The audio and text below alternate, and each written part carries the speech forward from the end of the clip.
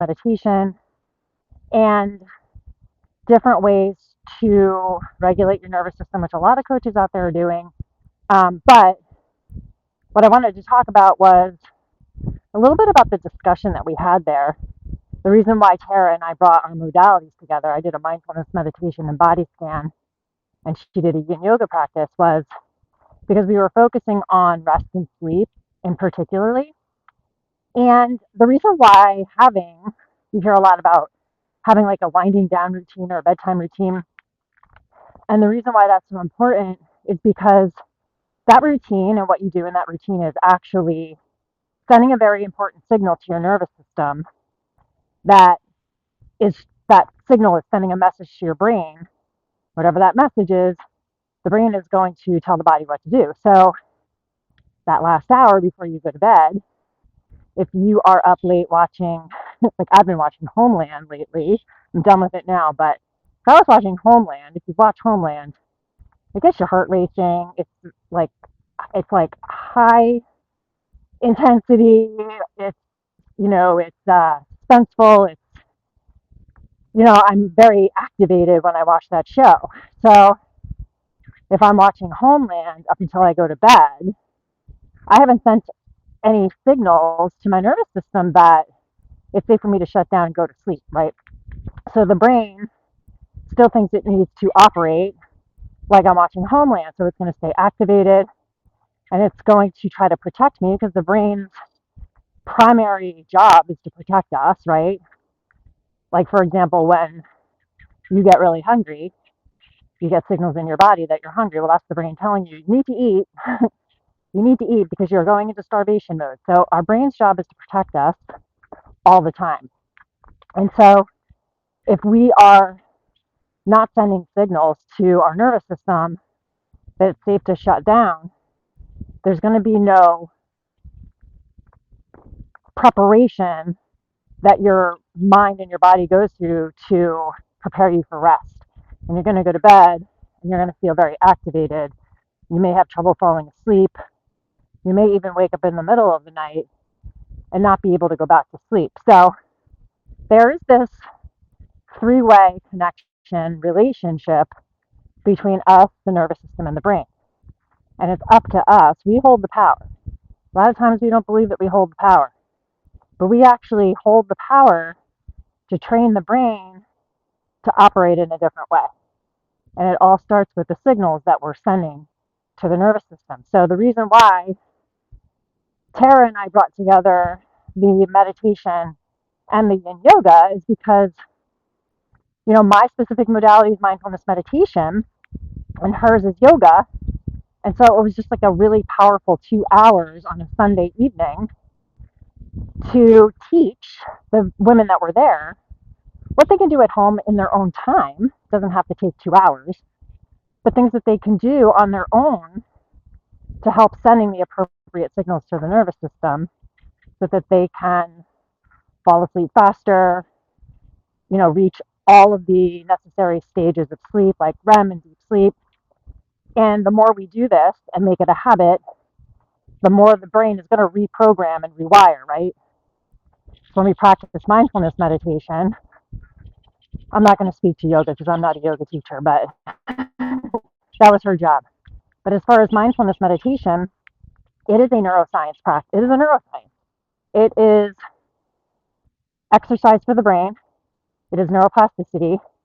And when we practice it regularly over time, day after day, 10 minutes a day, we create new neural pathways. Those neural pathways are how we create new habits, right? It's how our brain knows which way to drive to work, right? Our default move is to make a right-hand turn onto a certain road. And if you try to drive a different way to work, you might forget because your brain's used to going that particular route. You have to create new neural pathways and you have to use those pathways over and over again in practice and until your brain like knows on its own that's the way you drive to work, or oh, it's an hour before bedtime, we need to start shutting down. So we can actually train our brain. Mindfulness meditation actually has been shown through studies to change the formation of the brain It actually shrinks the amygdala, which is where all of our negative thoughts and worries and all of that reside. And when you change the shape of your brain, you change the way it operates. Kind of makes sense. So we hold the power. Ultimately, it lies in our hands. So it's one of the things I talk about. That's why my title of my book is Using Your Mind and Body, right? Using your mind and body to get unstuck and heal old wounds, live the way that you want to live. If you want to be more rested, if you want to be more calm, if you want to feel at ease, if you're tired and being in a state of overwhelm and stress and just running on autopilot, and you feel like you just can't shut your brain down. And I'm telling you, try some mindfulness meditation. I'll be offering mindfulness meditations here on Substack for free initially, and then I'll be moving it to a paid subscription, a minimal paid subscription. But try it. The difference between doing them with me and maybe like a Calm app or something like that is you get the teaching from me, directly from me. I use the Calm app, but it's like I don't have a personal conversation with Tamara Levin. I would love to, but that's not a part of my subscription on the Calm app. So yeah, it's like 10 minutes a day, you guys. Like, we're all looking for, let me stop here for a second. We're all looking for, like, we're all busy, right? We're all overwhelmed. It's like, oh my God, I hate that word, but it's true. A lot of times we need some help just stopping and pausing. And it's like, how do you do that? I'm telling you, if you just start with 10 minutes a day of something like a mindfulness meditation. Mindfulness meditation is a specific type of meditation too. It's not just, it really, and I'll teach more about it, but it is all about body awareness. It's about mindfulness of the mind, mindfulness of your senses, feeling tones, whether things feel pleasant, unpleasant, or neutral. And there's 7 specific attitudinal foundations, they're not part of other types of meditation. So I love mindfulness meditation for the scientifically found benefits that it offers. And I know that I have changed over the years because of it.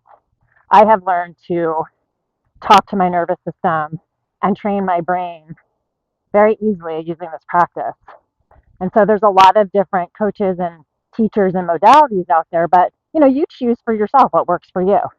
If you're looking for something that you can do in 10 minutes every single day, instead of like feeling like you have to go full blown, investing all your time into like nervous system reset, you don't have to do that. I mean, you can if you want to, but if you want to start small, just start with some mindfulness meditation and tune in to my page or subscribe, and you will see more of it. But I just thought I would give you that little bit of information. I thought my students found that to be very interesting.